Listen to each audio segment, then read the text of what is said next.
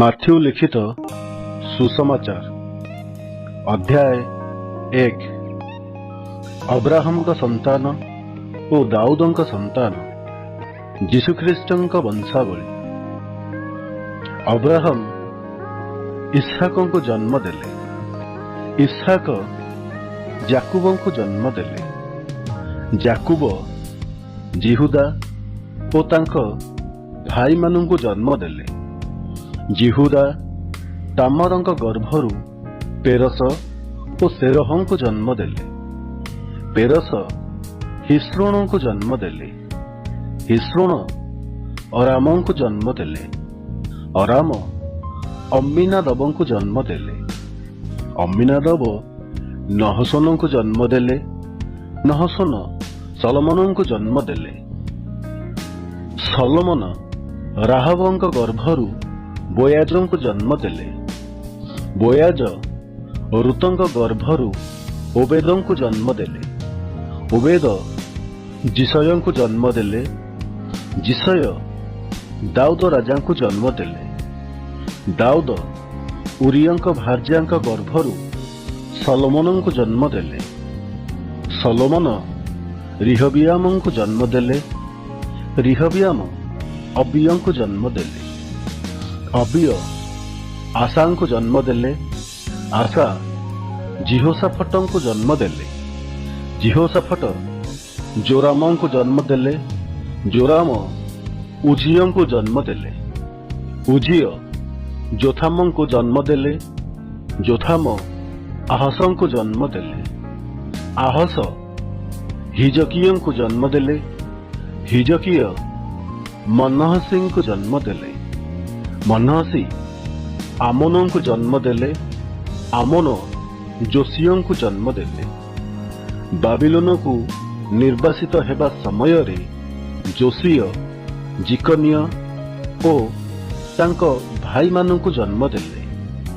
ବାବିଲୋନକୁ ନିର୍ବାସିତ ହେବା ପରେ ଜିକନିୟ ସଲ୍ଟିଏଲଙ୍କୁ ଜନ୍ମ ଦେଲେ। ସଲ୍ଟିଏଲ ଜିରୁବାବିଲଙ୍କୁ ଜନ୍ମ ଦେଲେ। ଜିରୁବାବିଲ ଅବିହୁଦଙ୍କୁ ଜନ୍ମ ଦେଲେ। ଅବିହୁଦ ଏଲିଆକିମଙ୍କୁ ଜନ୍ମ ଦେଲେ। ଏଲିଆକିମ ଆସୋରଙ୍କୁ ଜନ୍ମ ଦେଲେ। ଆସୋର ସାଦୋକଙ୍କୁ ଜନ୍ମ ଦେଲେ। ସାଦୋକ ଆଖିମଙ୍କୁ ଜନ୍ମ ଦେଲେ। ଆଖିମ ଏଲିହୁଦଙ୍କୁ ଜନ୍ମ ଦେଲେ। ଏଲିହୁଦ ଏଲିଆଜରଙ୍କୁ ଜନ୍ମ ଦେଲେ। ଏଲିଆଜର ମତ୍ତାନଙ୍କୁ ଜନ୍ମ ଦେଲେ। ମତ୍ତାନ ଯାକୁବଙ୍କୁ ଜନ୍ମ ଦେଲେ। ଯାକୁବ ମରିୟମଙ୍କ ସ୍ୱାମୀ ଯୋସେଫଙ୍କୁ ଜନ୍ମ ଦେଲେ। ଏହି ମରିୟମଙ୍କ ଗର୍ଭରୁ ଯୀଶୁ ଜନ୍ମ ହେଲେ। ତାହାଙ୍କୁ ଖ୍ରୀଷ୍ଟ କୁହାଯାଏ। ଏହି ପ୍ରକାରେ ସର୍ବସୁଦ୍ଧା ଅବ୍ରାହମଙ୍କ ଠାରୁ ଦାଉଦଙ୍କ ପର୍ଯ୍ୟନ୍ତ 14 ପୁରୁଷ, ଆଉ ଦାଉଦଙ୍କ ଠାରୁ ବାବିଲୋନ ନିର୍ବାସନ ପର୍ଯ୍ୟନ୍ତ 14 ପୁରୁଷ, ପୁଣି ବାବିଲୋନ ନିର୍ବାସନ ଠାରୁ ଖ୍ରୀଷ୍ଟଙ୍କ ପର୍ଯ୍ୟନ୍ତ 14 ପୁରୁଷ। ଯୀଶୁଖ୍ରୀଷ୍ଟଙ୍କ ଜନ୍ମ ଏହି ପ୍ରକାରେ ହେଲା। ତାହାଙ୍କ ମାତା ମରିୟମଙ୍କର ଯୋସେଫଙ୍କ ସହିତ ବିବାହ ନିର୍ବନ୍ଧ ହେଲା ପରେ ସେମାନଙ୍କ ସହବାସ ପୂର୍ବେ ସେ ପବିତ୍ର ଆତ୍ମାଙ୍କ କର୍ତ୍ତୃକ ଗର୍ଭବତୀ ହୋଇଅଛନ୍ତି ବୋଲି ଜଣାପଡ଼ିଲା। ଏଥିରେ ତାଙ୍କ ସ୍ୱାମୀ ଯୋସେଫ ଧାର୍ମିକ ଥିବାରୁ ଏବଂ ତାଙ୍କୁ ପ୍ରକାଶରେ ନିନ୍ଦାର ପାତ୍ର କରିବାକୁ ଇଚ୍ଛା ନ କରିବାରୁ ଗୋପନରେ ତାଙ୍କୁ ପରିତ୍ୟାଗ କରିବାକୁ ସ୍ଥିର କଲେ।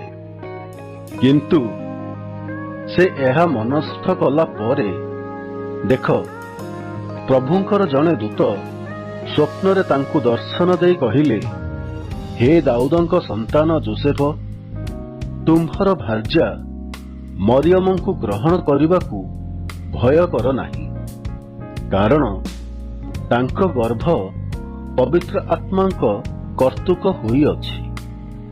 ସେ ପୁତ୍ର ପ୍ରସବ କରିବେ, ଆଉ ତୁମ୍ଭେ ତାହାଙ୍କ ନାମ ଯୀଶୁ ଦେବ, କାରଣ ସେ ଆପଣା ଲୋକଙ୍କୁ ସେମାନଙ୍କର ସମସ୍ତ ପାପରୁ ପରିତ୍ରାଣ କରିବେ। ଭାବବାଦୀଙ୍କ ଦ୍ୱାରା ପ୍ରଭୁଙ୍କର ଉକ୍ତ ଏହି ବାକ୍ୟ ଯେପରି ସଫଳ ହୁଏ, ଏଥି ନିମନ୍ତେ ଏ ସମସ୍ତ ଘଟିଲା।